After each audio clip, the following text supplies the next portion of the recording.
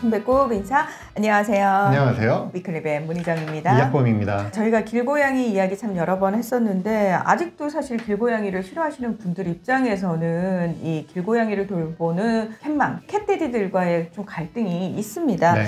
그래서 위클리브의 340회에서 저희가 이런 갈등을 줄이기 위해서 정부가 길고양이 먹이주기 기준을 만든다 이런 얘기를 했었는데요. 그 가이드라인이 나와서 오늘 소개해드리려고 합니다. 네, 농림수산식품부가 길고양이 돌봄 가이드라인을 발표했습니다. 이제 길고양이의 정의부터 길고양이의 생태와 습성, 돌봄의 목적, 먹이주기 원칙, 급여 방식, 급여량, 청결관리, 중성화 수술과 건강관리, 갈등 대응 방법, 참고 자료까지 다양한 내용이 담겨 있습니다. 네. 자, 오늘은 이 중에서도 길고양이 먹이주기 관련 내용을 주로 소개를 해드리려고 하는데 우선 돌보기 전에 원칙이 있습니다. 고양이를 발견을 하면은 이 친구가 정말 길고양이인지 아니면은 반려묘인데 유실이 된 건지 먼저 확인을 하고 길고양이라면 중성화가 되어 있는지부터 살펴봐야 됩니다. 맞습니다. 저희가 이제 길고양이 돌봄을 하는 이유 중에 하나가 이 길고양이 TNR 사업이죠. 중성화 수술 사업과 연계를 해가지고 길고양이 개체수를 조절하는 것도 하나의 목적이잖아요. 그러다 보니까 이 중성화 수술이 되어 있는지 먼저 확인을 해보고 안 돼 있으면 중성화 수술, TNR 사업을 먼저 하는 것이 이제 원칙입니다. TNR이 되어 있는지 안 되어 있는지는 길고양이 귀를 보면은 귀끝이 조금 잘려있기 때문에 외관상 쉽게 구분할 수 있습니다.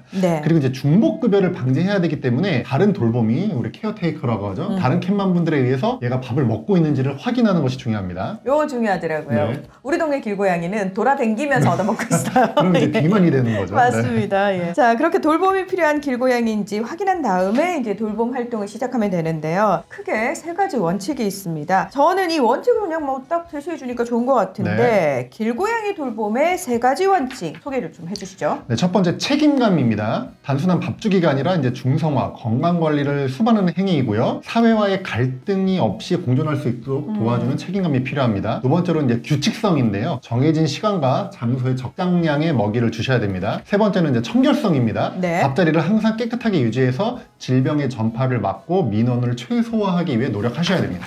자, 앞으로 이 길고양이 돌보미 분들 이 원칙 뭐 책임감 있게 규칙적으로 깨끗하게 요거 꼭 기억을 해 주셔야겠고요. 구체적으로 먹이주기 방법 좀 살펴볼게요. 먼저 급여 방식인데 1일 1회 급여가 원칙이네요. 네, 1일 1회 급여를 원칙으로 하고 매일 같은 시간에 급여를 한 뒤에 급여 후 일정 시간이 지나면 남은 먹이와 밥그릇을 수거하는 게 원칙입니다. 한번 그냥 가서 밥 부어주고 와버리면 되는 게 아니군요. 네. 자, 그런데 사실 고양이들은 원래 야생에서 하루에 조금씩 먹이를 나눠 먹는 것으로 알려져 있는데 이렇게 하루에 한 번 급여 주고 조금 이따 딱 빼버리고 이거 괜찮아요?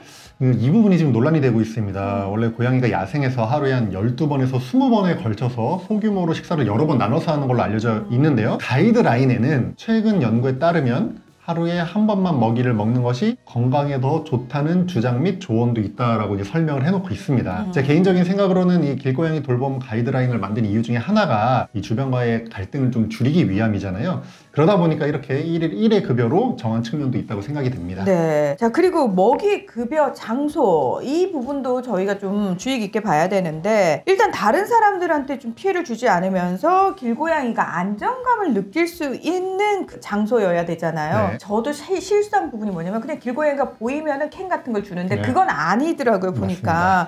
자, 가이드라인에 구체적으로 적절한 급여 장소와 부적절한 급여 장소를 예시로 드러놨어요. 맞습니다. 차량 파손 가능성과 교통사고 위험이 있는 주차장이라든지 차량 하부, 도로 주변은 적절한 장소가 아닙니다. 그리고 이제 그릇 없이 땅바닥에 먹이를 주는 분들도 있는데요. 아이쿠. 네, 이것도 길고양이 위생에 좋지 않기 때문에 사료를 이제 그릇에 담아주는 것이 추천이 되고요. 세척 등 관리가 쉬운 밥그릇을 쓰거나 아니면 아예 일회용 용기를 쓴 다음에 아예 버려버리시는 게 추천이 됩니다. 네. 그리고 간혹 이제 봉지째로 사료를 이렇게 던져주시는 분들도 있어요. 이 경우에는 고양이가 봉지를 먹게 되면은 장폐색이 걸릴 수가 있거든요. 그래서 봉지째 주시는 거는 비추천되고요.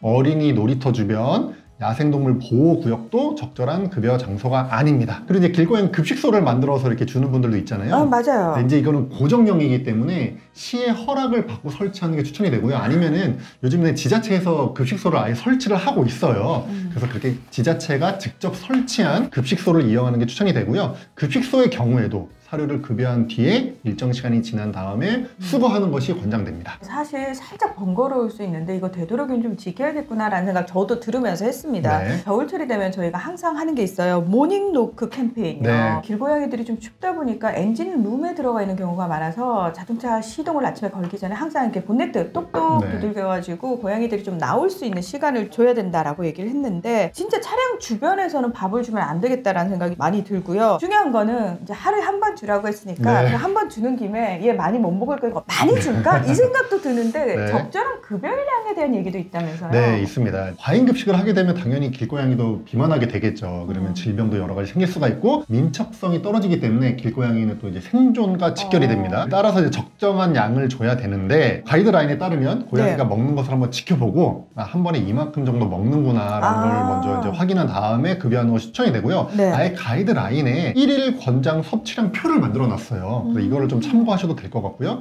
또 하나 중요한 거는 사료만 줄 것이 아니라 이 길고양이는 깨끗한 물을 접하기가 어렵잖아요. 그래서 맞아요. 반드시 사료를 줄 때 신선한 물도 같이 주는 것이 권장됩니다. 네. 자, 끝으로 청결 관리도 좀 주의를 해야 되는데요. 저희가 앞에 길고양이 돌봄 3가지 원칙 중에서 마지막으로 좀 청결성을 얘기를 했었어요. 먹이를 주고 나서 그냥 던져두는 것이 아니라 일정 시간이 지나고 나면 치우는 게 중요한 거다. 이 얘기 지금 계속 몇 번째 하고 있거든요. 맞습니다. 세균 번식 같은 이제 위생 문제가 발생해서 고양이가 아파질 수도 있고요. 또 이제 악취 같은 게 나면서 이게 민원으로 이어질 수도 있습니다. 맞아요. 그리고 이제 먹이를 남겨두면 뭐 비둘기라든지 쥐라든지 다른 동물이 이 남은 사료를 먹으면서 감염병이 전파될 우려도 있습니다. 네. 그래서 미국이라든지 영국도 가이드라인이 있는데요. 거기서도 30분 후에 수거하는 것을 권장한다고 합니다.